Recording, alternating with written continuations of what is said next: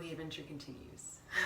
If you've been following along on my latest Addison's journey, I was scheduled to go backpacking about a week ago. And after a crazy adventure in China, my body came back not stable and not ready to go backpacking for a month. So I've been home resting and reevaluating and figuring out what's going on, and now the adventure continues. I saw my endocrinologist, my primary care physician, and the ENT, and I was finally diagnosed with Mal Debarquement Syndrome, which basically means poorly getting off of a boat.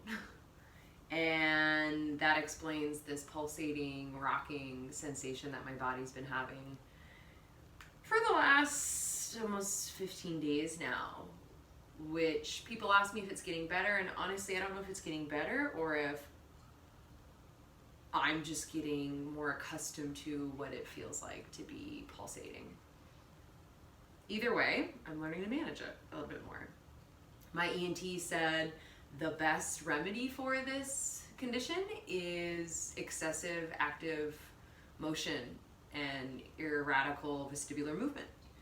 So I've been walking and swimming and jumping on the trampoline and doing yoga and getting on the mat and trying to re-regulate my brain, because it is in a constant loop of thinking that it's moving when it's not.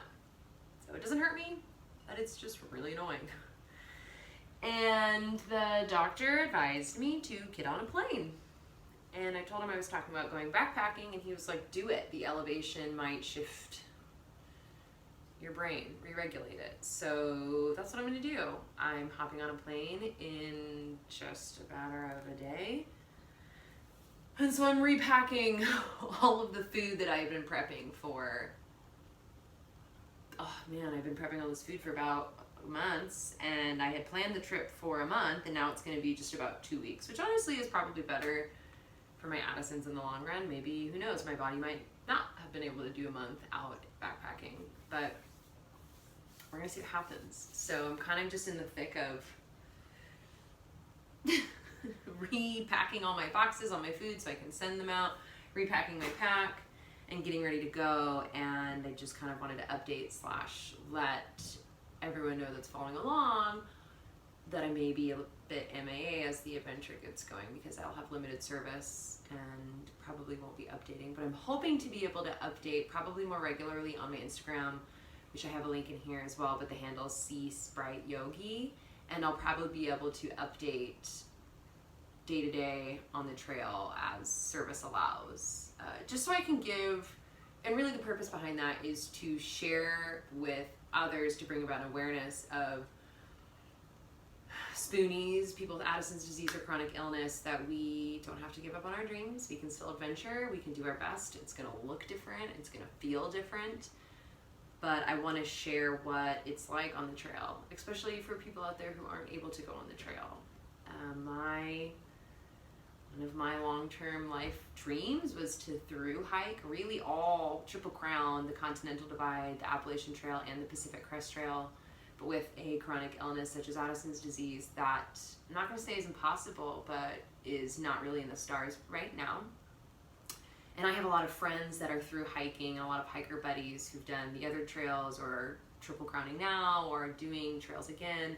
And it's been so amazing to watch their journey and feel like I get to be a part of it, even when I'm stuck in bed or when I'm not feeling well. And it's just been such an inspiration for me. So I want to be able to do that for other people and other Spoonies and people with chronic illness, and share parts of the world that they may not be able to see, or inspire you to find ways to achieve your dreams. So obviously I've modified my trip. I was supposed to go for a month, and now it's going to be just 2 weeks.